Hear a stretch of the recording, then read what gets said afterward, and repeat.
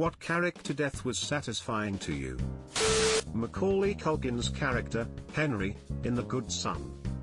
For a moment there I thought Home Alone must have had a director's cut.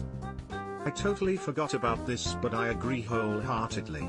It was the most disturbing, possibly best acting job Macaulay Culkin had done, and even better was it was done alongside Elijah Wood. Yosef Tarasov from the first John Wick movie. It was just a fucking bang. Love how matter-of-fact it was. Zero hesitation. Just walks up, shoots him dead, and walks away. Great scene. Gotta go with General Ponkrell. He deserved it. Watched that episode for the very first time yesterday. I wholeheartedly agree. The warden from The Shawshank Redemption. The last thing he sees is that motto he'd held over everyone else, his judgment cometh and that right soon. This was the moment I knew Morgan Freeman was one of, if not the best, narrators. Amazing it wasn't planned that way when the movie was made, glad it worked out. Salvation Lies Within best fucking movie of all time. The music/hope scene gives me mad chills every time. The death of Joaquin Phoenix in Gladiator. That movie made me cry at like age 10 Lamau. That final scene with him seeing his family again. Damn man. I hated Joaquin Phoenix after seeing that movie as a kid. He left a huge impression on my younger self and it took a while to get over that. Every character killed by Arnold Schwarzenegger in history, let off some steam. Bennett. Consider it a divorce. He had to split. Remember when I said I was going to kill you last? I lied. Stick around. You are one ugly motherfucker. Don't forget when he kills the mutant with a big drill in Total Recall and says screw you.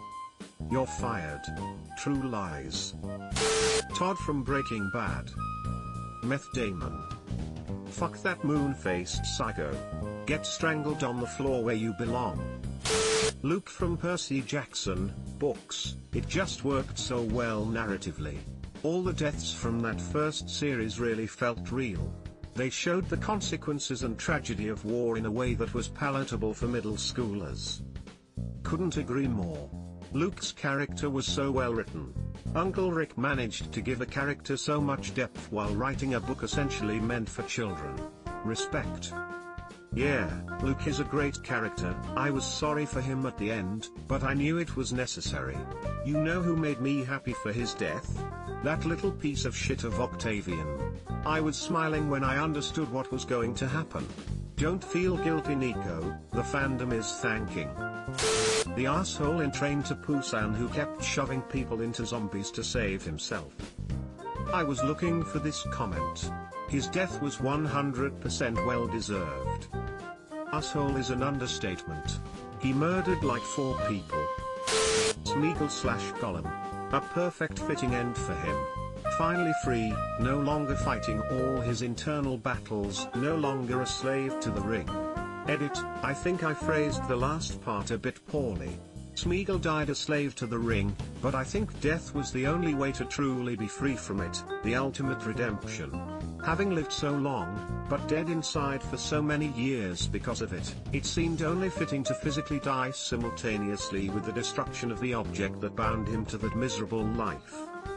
Yeah, but when that third eagle showed up for him in the movie, I don't know if it was in the books as I haven't gotten that far in reading them yet, it kinda broke my heart. He was doing so well until Faramir, and I hate Frodo for not defending him more. Admiral Zhao.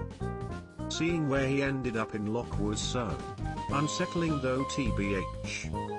It's kind of cool how he wanted to be a historic person so bad, but he wasn't even referenced in season 2 or 3. Not even the friggin' Ember Island players. Lust from Full Metal Alchemist Brotherhood. Holy fuck, it was amazing the way Roy just unleashed dear hell upon that psycho bitch with just the flick of a lighter. It's what solidified Roy as my favorite character in the show. Mustang goes from classic shonen rival to a perfectly autonomous character and the baddest motherfucker ever with such power there. I mean, it was already established as a character, but generally that stuff has those masks and roles that are hard to shake off. In that episode Mustang tells the reader/watcher, "Hey bitch, I do have agency." All of the homunculi's endings were satisfying in their own way. Lust, the seductive murderer being burned to death on her knees by known womanizer after claiming she would never kneel down to another man. Glutton E with his unending hunger being eaten alive. Sloth who only wanted to rest dying from exhaustion along with his wounds after giving it his all. Envy who always looked down upon humans showing he was actually jealous of them.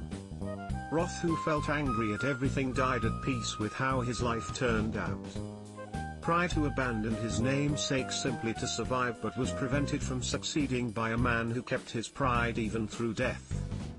Greed, always wanting more, died satisfied with what he had. And Father who sought knowledge but died knowing he would never know what he wants to know. Subscribe for more hot Reddit takes in your inbox, guaranteed.